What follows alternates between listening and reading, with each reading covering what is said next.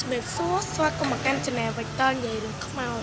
អូខេថ្ងៃនេះគឺខ្ញុំចង់និយាយចែករំលែកសាច់រឿងពីបងស្រីរបស់ខ្ញុំម្នាក់ដែលគាត់បានជួបឃើញជួបជាមួយនឹងប្រឡឹងដែលគ្រោះថ្នាក់ចរាចរណ៍តាមផ្លូវអូខេ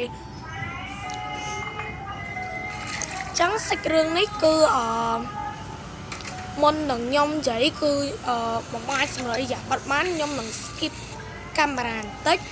ដើម្បីសម្រាប់អ៊ីរីយ៉ាបတ်មុននឹងយើងនិយាយអូខេចឹងអ្នកគ្នាត្រៀមខ្លួនហើយអី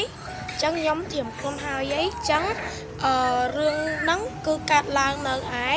ទីក្រុងភ្នំពេញយើងតែម្ដងចឹងនៅក្នុងថ្ងៃនៅក្នុងខែសីហាឆ្នាំ2021គឺបងស្រីខ្ញុំបានជិះឡានជាមួយនឹងគ្រួសារគាត់ទៅលេងកន្លែងហ្នឹងគេហៅម្លឹកផ្លូវ60ម៉ែត្រវាផ្លូវ60ម៉ែត្របានទៅ60ម៉ែត្រដល់នៅពេលម៉ោង1យប់សាមុនគឺអបសោតមុនគឺរឿងហ្នឹងខ្ញុំអ្នកនិយាយរឿងខ្ញុំផ្ទាល់ក៏ប៉ុន្តែរឿងនេះគឺជាបងស្រីខ្ញុំអញ្ចឹងខ្ញុំនឹងយកមកនិយាយនឹងចែករំលែកដល់អ្នកដែលមើលនៅក្នុងរឿងនៅក្នុងវគ្គមួយនេះអញ្ចឹងពេលកំពុងជិះឡានហ្នឹងហើយជិះបងដូចលក្ខណៈថាពេលជើងជិះឡានអញ្ចឹងវាមិនថាយើងស្ងាត់ទេក៏ប៉ុន្តែគឺអាចនឹងទៅចែកគ្នាឬក៏និយាយគ្នានៅក្នុងឡានអញ្ចឹងពេលដែលបងស្រីខ្ញុំជាមួយនឹងដៃគាត់កំពុងជិះឡានពេលហ្នឹងជិះឡានដល់ផ្លូវម៉ែតែខ្ញុំអត់បញ្ជាក់ទៅណាទេក៏ប៉ុន្តែជិះទៅផ្លូវម៉ែហើយក៏ជីក៏ជួបជាមួយនឹងឃើញគេគ្រោះថ្នាក់ចរាចរណ៍អញ្ចឹងរឿងនេះគឺ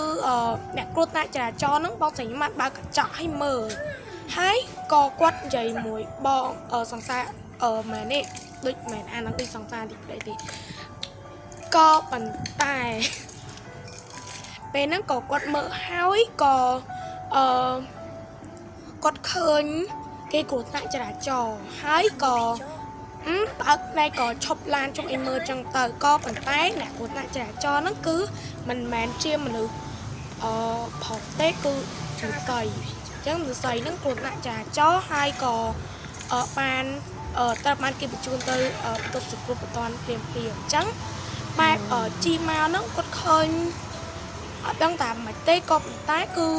ជីមកតាមផ្លូវហ្នឹងគឺឃើញហើយបងស្រីហ្នឹងក៏គាត់ដែរក៏គាត់ឲ្យដៃគាត់បើកឡានទៅបន្តទៅអញ្ចឹងពេលដែលបើកបានពាក់កណ្ដាលផ្លូវក៏នៅក្នុងឡានហ្នឹងក៏មានអារម្មណ៍ថាត្រជាក់ពេលហ្នឹងត្រជាក់តិចជេក៏ប៉ុន្តែគឺបងស្រីខ្ញុំក៏អត់ទេរហូតដល់កណ្ដាស់សាំងនៅឯទីអ៊ីអន3អញ្ចឹងគាត់ក៏ឈប់ឡាននៅក្បែរកណ្ដាស់សាំងអ៊ីអន3ហើយក៏ទៅក៏បងរបស់ខ្ញុំក៏ចូលទៅក្នុងបន្ទប់ដឹកហើយចែកត្រឡប់ហ្នឹងគឺចែមត្រូវចាំនៅក្នុងឡានអញ្ចឹងតែខ្ញុំក៏ឃើញមនុស្សស្រីដែលគ្រោះថ្នាក់ចរាចរណ៍មុនហ្នឹងគឺដើរជុំវិញឡានដើរជុំវិញឡានមិនមែនដើរធម្មតាទេដើរហើយគឺស្លាកកត់ទៀតអត់ដឹងថាមានរឿងអីទេក៏ប៉ុន្តែគឺដើរមកគឺស្លាកកត់តែម្ដងអញ្ចឹងស្លាកហើយក៏ចោលមុខពេលចោលហ្នឹងបងគាត់ខ្លាចហើយក៏គាត់ចុះពីលើឡានទៅហើយពេលដែលចុះហ្នឹងគឺគាត់ទៅប្រាប់ដៃគាត់ក៏ប៉ុន្តែពេលគាត់មិនខ្លាចទេក៏នាំគ្នាឡើងឡានដើម្បីជិះទៅផ្ទះគាត់ហ្នឹងហើយពេលដែលទៅដល់ផ្ទះគាត់ក៏រៀបចំកៅអីដេកចឹងទៅក៏អាពេលគាត់ដេកហ្នឹងគឺងើបដូចជាខ្ទង់3ភ្លឺហ្នឹងតាមញឹកគាត់ចាញ់lạiអញខ្ញុំណាហ្នឹងរឿងហ្នឹងគឺម្នាក់ស្រីដែលគ្រោះថ្នាក់ចរាចរណ៍មុនហ្នឹងក៏មកម្ដងទៀតតែមកស្រានេះគឺមកសកត់គាត់តែម្ដងគឺសកត់ខ្លាំងក៏ប៉ុន្តែសកត់ហ្នឹងមិនតែសកត់ធម្មតាសកត់មកយើងក៏ធាក់ដៃធាក់ជើងដកទៅហាមិនរួចទេទៅក៏គាត់សោតធေါ်បន្ទាប់មកក៏អត់អីវិញក៏ម្នាក់ស្រីហ្នឹងទៅវិញហើយ បន្ទាប់មកស្អែកឡើងគាត់ក៏ងើបពីគេអញ្ចឹងប៉ុន្តែបន្ទាប់មកក៏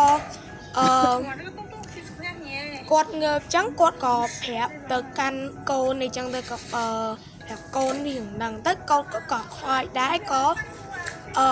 ធ្វើធម្មតាទៅពួកហ្នឹងគឺមានតែគេដឹងទេតតែនឹងឲ្យត្រូវតែដឹងនៃរឿងទៅតែដឹងចឹងរឿងយើងគឺមានតែប៉ុណ្្នឹងបានហើយចឹងបងរងចាំអេពីសូតមួយទៀតឬក៏មិនអេពីសូតទី2ភាគ2អូខេព្រោះខ្ញុំនិយាយដូចជាងុននឹងចេញដំបូងអញ្ចឹងអេពីសូតចេញដំបូងគឺខ្ញុំនិយាយពី2ភាគអញ្ចឹងរឿងនេះអាចជា2ទៅ3ភាគដែរតែខ្ញុំមិនដឹងទេអញ្ចឹងយើងនិយាយប៉ុណ្ណឹងបានហើយអញ្ចឹងសង្ឃឹមថានៅស្ដាប់នៅជាមួយនឹងភាគបន្តទៀត